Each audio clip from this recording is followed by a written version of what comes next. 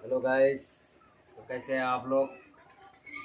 तो गाइस आप लोगों के लिए फिर एक नया टॉपिक लेकर आए हैं जो कि बायोलॉजी से रिलेटेड है और क्लास 10th में जो है बहुत ही अच्छे खासे सवाल देखे जाते हैं ऑब्जेक्टिव के रूप में। तो आइए दोस्त, तो आज का टॉपिक है ब्लड के बारे में, जो मेरा शरीर में जो ब्लड है ये आखिर है क्या और इसका जो कार्य है दोस्त, इसके कार्य क्या होते हैं। देखिए, अगर मोटे तौर पर समझा जाए कि ब्लड जो है दोस्त एक चिपचिपा पदार्थ होता है जो कि तरल अवस्था में रहता है और ये जो है पूरे शरीर में जो है जितने भी ऊतक है, कोशिका है, ग्रंथि है, सबका संयोजन करता है दोस्त। सबको एक जो है ग्लूकोज पहुंचाता है, मिनरल्स पहुंचाता है, विटामिन पहुंचाता है। मतलब ये एक प्रकार से शरीर में परिवहन का काम करता है दोस्त। और इसका जो पीएच मान होता है दोस्त, ये इसका पीएच मान 7.4 होता है जो कि क्षारीय होते हैं। और पूरे मानव शरीर की अगर बात करें दोस्त कि ब्लड जो होता है 5 से 6 लीटर होता है और इसमें जो 5 से 6 लीटर होता है और जो महिलाएं होती है उसमें जो है पुरुष की तुलना में आधा लीटर कम होता है। तो आइए दोस्त, इससे आगे और देखते हैं कि ब्लड में जो है क्या क्या पाए जाते हैं। देखिए दोस्त भाई, ब्लड जो होता है इसमें दो रूप होता है। एक होता है लिक्विड अवस्था में जिसको बोलते हैं प्लाज्मा, और दूसरा होता है ठोस अवस्था जिसको बोलते हैं कार्पस्कल। मतलब कि ये ठोस अवस्था में होता है, कणिका है जिसको हिंदी में बोलते हैं। तो प्लाज्मा जो होता है दोस्त तरल अवस्था जिसको बोलते हैं, इसमें 4 प्रोटीन पाए जाते हैं दोस्त। जो कि पहला है फाइब्रोनोजिन, दूसरा है प्रोथ्रोम्बिन, उसके बाद है एंटीबॉडी, उसके बाद है हिपेरिन। तो और जो रुधिराणु होते हैं ठोस के रूप में, एक होता है आरबीसी, डब्ल्यूबीसी और प्लेटलेट्स। तो ब्लड में ये सारे प्रोटीन्स पाए जाते हैं। तो इसका चर्चा हम आगे देखते हैं दोस्त। जो प्लाज्मा होता है ये हल्का पीले रंग का होता है जो कि क्या होता है दोस्त, चिपचिपा द्रव होता है जो पूरे रक्त का 55% भाग होता है। और इसमें जो जल पाया जाता है 90%, और प्रोटीन जो होता है 7% और ग्लूकोज 0.18% पाया जाता है। और वसा जो फैट जो पाया जाता है दोस्त 0.5% पाया जाता है, और बाकी कार्बनिक पदार्थ होते हैं। तो गाइस प्लाज्मा जो है ये 3 प्रोटीन होते हैं, फाइब्रोजिन, प्रोथ्रोम्बिन और हिपेरिन, और एंटीबॉडी 4 होते हैं।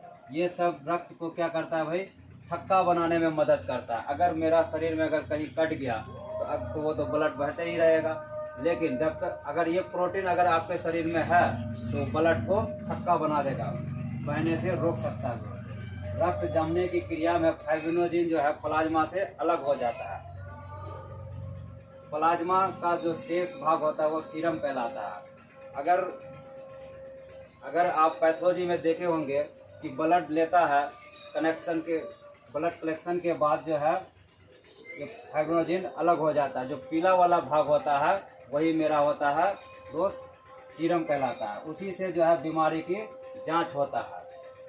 अब आगे देखते हैं दोस्त, कार्पास्कल मतलब रुधिराणु जो कि ठोस अवस्था होते हैं।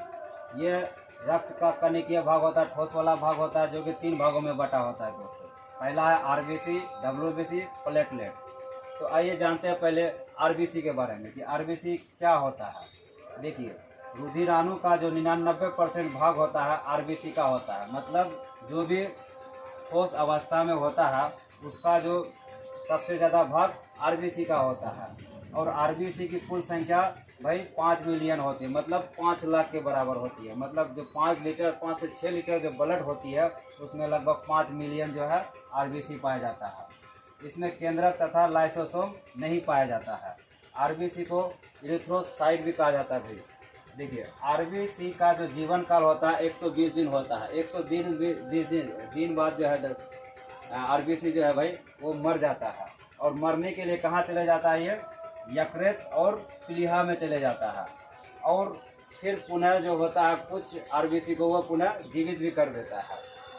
इसलिए जो है भाई आरबीसी को जो है कब्रगाह भी कहते हैं, ब्लड बैंक भी कहा जाता है। तो आरबीसी का जो आकार की अगर बात करें तो इसका आकार भाई गोल होता है। इसका मुख्य कार्य जो होता है, जो हम सांस लेते हैं ऑक्सीजन, उस ऑक्सीजन और को लेकर के मेरे शरीर तक पहुंचाता है, कोशिका तक पहुंचाता है। जो कोशिका में ग्लूकोज होता है उसको तोड़ देता है, जिससे हमको एटीपी के फॉर्म में ऊर्जा मिलती है दोस्तों, और कार्बन डाइऑक्साइड को बाहर कर देता है। आरबीसी में हीमोग्लोबिन पाया जाता है। हीमोग्लोबिन के कारण ही ब्लड का रंग लाल होता है। अगर हीमोग्लोबिन अगर नहीं होगा तो वो ऑक्सीजन को ढो करके लेके नहीं जाएगा कोशिका तक, इसलिए हीमोग्लोबिन जो है आरबीसी में पाया जाता है। और आरबीसी में जो हीमोग्लोबिन पाया जाता है, हीमोग्लोबिन ऑक्सीजन को लेकर के वो शरीर के कोशिका तक पहुंच जाता है। तो हीमोग्लोबिन में आयरन पाया जाता है, जिसकी कमी से एनीमिया रोग होता है। तो यहाँ तक आई होप आप लोगों को समझ में आया होगा। नेक्स्ट देखते हैं आइए दोस्त देखते हैं WBC के बारे में, कि जो कनिकाएं है, जो कार्पल्स है WBC, वो क्या काम करता है मेरे शरीर में। तो WBC जो होता है व्हाइट ब्लड सेल, मतलब श्वेत रक्त कनिकाएं, ये रक्त कोशिकाओं में सबसे बड़ी होती है और इसकी संख्या 8000 से 10,000 होती है। इसमें जो है केंद्रक होता है, लेकिन आरबीसी में केंद्रक और लाइसोसोम नहीं होता, लेकिन WBC में होता है। लेकिन हीमोग्लोबिन नहीं होता है, जिसके कारण जो इसका रंग सफ़ेद होता है। नेक्स्ट देखते हैं, इसका जो आकार की बात करें तो इसका आकार अनियमित होता है, और इसका जो निर्माण होता है अस्थि मज्जा में होता है भाई। इसका जीवन काल 4 दिन होता है, ये 4 दिन बाद नष्ट हो जाता है। लेकिन आरबीसी 120 दिन तक रहता है भाई। देखिए, अगर तुलना करें अगर अनुपातिक में कि आरबीसी और WBC का अनुपात क्या होता है। आरबीसी मतलब 50 लाख होता है, ये होता है 8 से 10,000। अगर अनुपात किया जाए तो लगभग 600 अनुपात 1 होता है। अगर 600 आरबीसी होगा तो एक क्या होगा भाई, WBC होगा, मतलब 600 अनुपात 1, जो कि कभी कभी ऑब्जेक्टिव में भी आते हैं। नेक्स्ट देते हैं, WBC को हम ल्यूकोसाइड भी कहा जाता है, जो बीमारियों से हमें क्या करता है भाई, रक्षा करता है। सबसे पहले अगर कोई एंटीबॉडी प्रवेश करता है तो सबसे पहले उससे लड़ने की क्षमता WBC करता है। ये आओ देखते हैं, इनमें जो है इन्हें शरीर का सिपाही भी कहा जाता है, गार्ड जिसको बोलते हैं। नेक्स्ट देखते हैं WBC के प्रकार की। WBC का भी प्रकार क्या है, जैसे RBC का प्रकार पढ़े हम भाई। देखिए, WBC का प्रकार है स्नोफिल, बेसोफिल, नेट्रोफिल, मोनोसाइट और लिम्फोसाइट पे। देखिए, बेसोफिल जो होता है ये बैक्टीरिया का भक्षण करता है, खा जाता है सीधे। और न्यूट्रोफिल जो होता है भाई, ये घाव को भरने में मदद करता है और बैक्टीरिया को भी मारने में मदद करता है। और मोनोसाइट जो होता है ये सबसे बड़ा होता है और सबका साथ में कार्य करता है। और लिम्फोसाइट जो होता है भाई, ये एंटीबॉडी का निर्माण करता है और जीवाणु को नष्ट करने का काम करता है। नेक्स्ट देखते हैं प्लेटलेट्स, कि प्लेटलेट्स का हमारे बॉडी में क्या जरूरी है। देखिए, इसे जो पहले थ्रोम्बोसाइट कहा जाता है, और ये रक्त को क्या करने में काम करता है, थक्का बनाने में काम करता है, और बहाव को ये जो है भाई रोकने का काम करता है। ये कैसा होता है, रंगहीन होता है, मतलब इसमें कोई रंग नहीं होता है। इसका भी आकार क्या होता है, अनियमित होता है भाई। अगर कोशिका अनियमित आकार की कोशिकाएं होती है।